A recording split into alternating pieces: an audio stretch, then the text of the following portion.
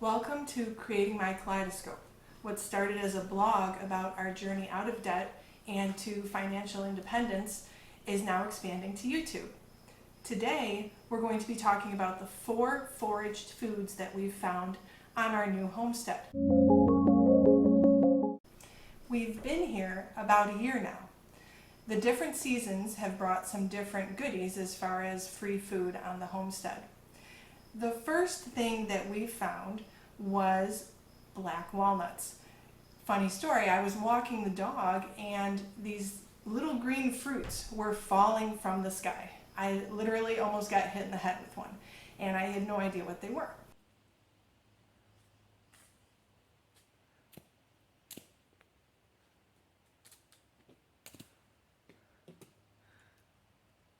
So, Google Lens, and it turned out they were black walnuts.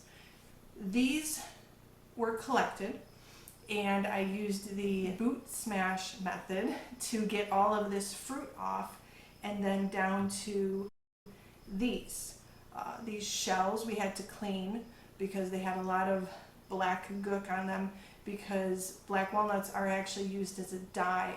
So you have to be very careful and use gloves to make sure that you don't get it on anything, because it will stain.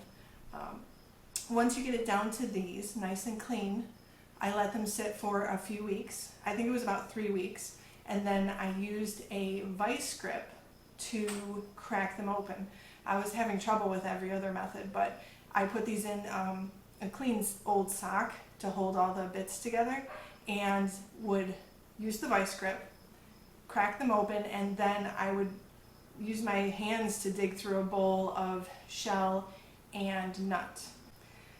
It took quite a while to pick out all the little pieces of nuts, but as you can see, this is what I have right now, and we've used some in cookies and in like banana nut bread. It's really good. You keep them in the freezer to keep it fresh. The next thing that we found on our property was something we had been planning on, foraging for a while. I was very excited to collect maple syrup.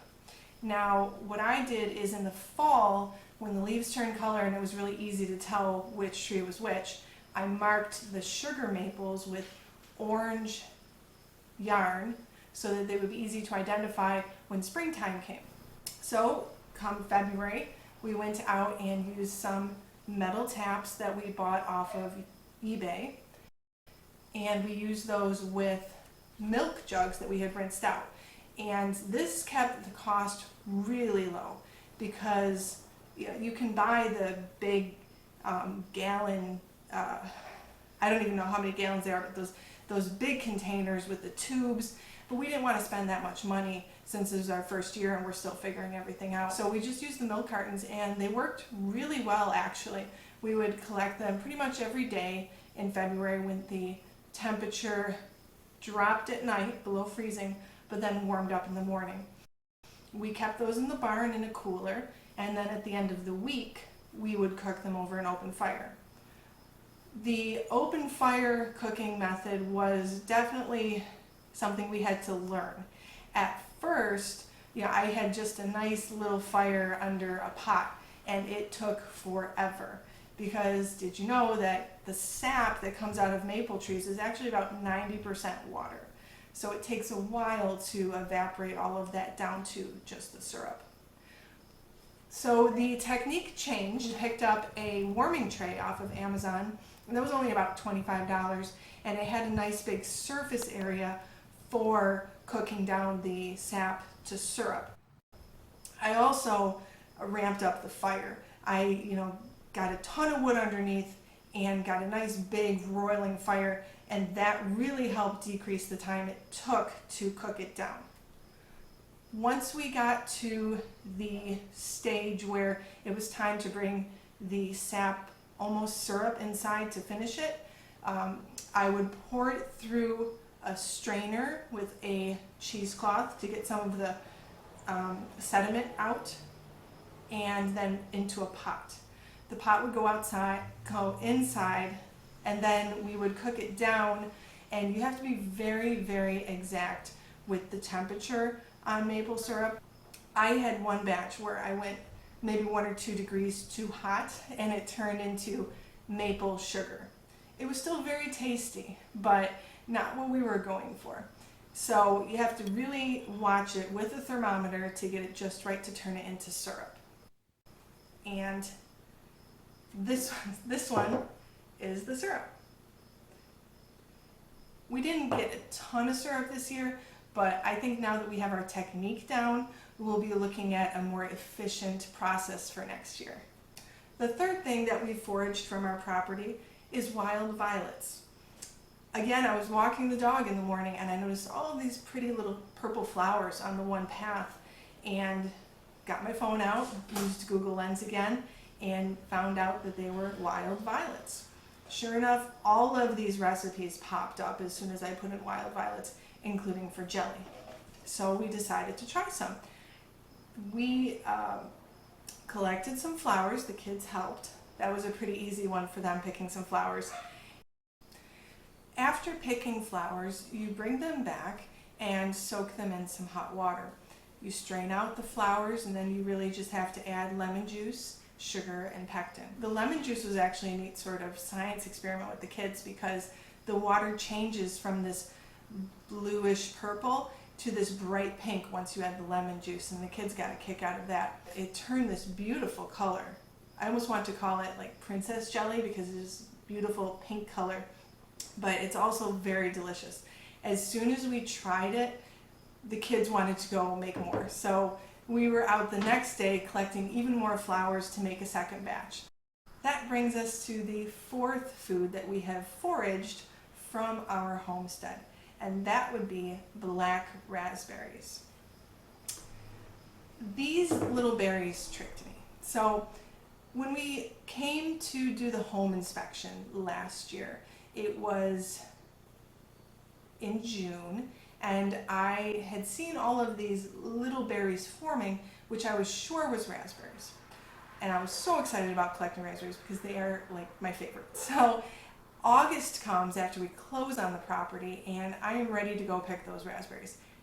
And there are none. I could not find any raspberries. I found all of these pokeweed berries and I thought that I had just been fooled. So 1 year later, we're actually here during July, which we were not last year, and I see the little berries and I get so excited because I said, hey, guess what? I was right, there are raspberries here. But I was wrong again because the little red berries turned black. Yes, they were black raspberries, but they were still very delicious and there were tons of them. The kids picked them and ate them for weeks and there were still lots. So I said, let's make some more jelly. And it turned out delicious. Honestly, it's one of the easiest jellies I've ever made because it doesn't even require additional pectin. So basically you're just collecting the berries and squishing, cooking them down with some sugar, and that's it. One trick that I learned that was really helpful, because the first batch, because I made 2 batches, the first batch I made, there were a lot of redder berries that hadn't quite finished ripening yet.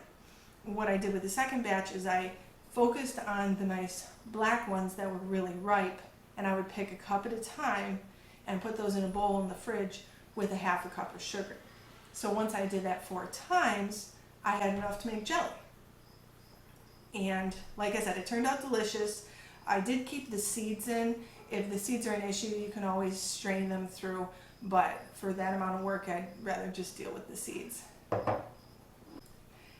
This is not a paid advertisement for Google Lens, but it has been so helpful in my foraging adventures to be able to take pictures of things and figure out whether or not we can use it for anything.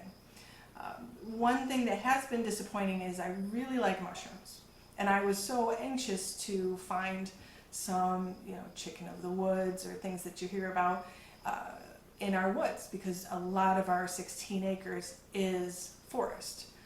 I have only found one harvestable mushroom, and I was not 100% sure on whether it was edible or poisonous, so I decided to not risk my life on a mushroom. I'm still hoping that one of these days on one of the dog walks or, you know, adventuring with the kids in the woods, I will find something delicious in terms of a mushroom. Talking about foraging foods and preserving foods from our homestead, from our property, from our woods, really just makes me think of, you know, the social media memes that have been around lately about realizing that you're living one of your dreams right now. And it's true. Years ago, I would see things about foraging and finding food and preserving food and was so interested and thought about, you know, when we have our own property, that's what I'm going to do. And look at us. That's what we're here and that's what we're doing. And I'm so thankful for it. And it just really makes me think about how, you know, we are surrounded by abundance in this property, and it will take years to learn about all the things that are contained on it, but it's ours, it's our adventure to learn about these new things and make the most of our property. Thanks for joining me to talk about foraged foods. There's plenty more to come on this channel, from homesteading, personal finance, and even a little bit of crochet, so be sure to follow along. Thanks.